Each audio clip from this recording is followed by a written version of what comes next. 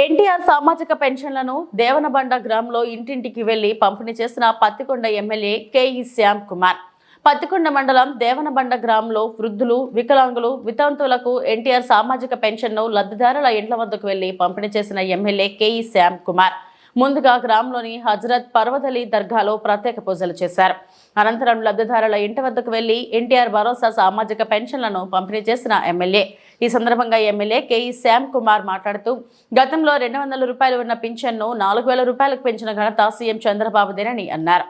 తెలుగుదేశం పార్టీది మాటల ప్రభుత్వం కాదు, చేతల ప్రభుత్వం అని, రాబోయే రోజుల్లో సూపర్ 6 పథకాలన్నీ అమలు చేసి ప్రజల నమ్మకాన్ని, విశ్వాసాన్ని నిలబెట్టుకుంటామన్నారు.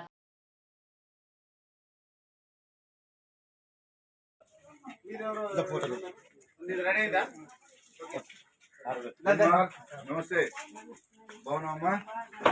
చంద్రబాబు నాయుడు ఇచ్చే సరిపోతుందా? సరిపోతుంది కదా.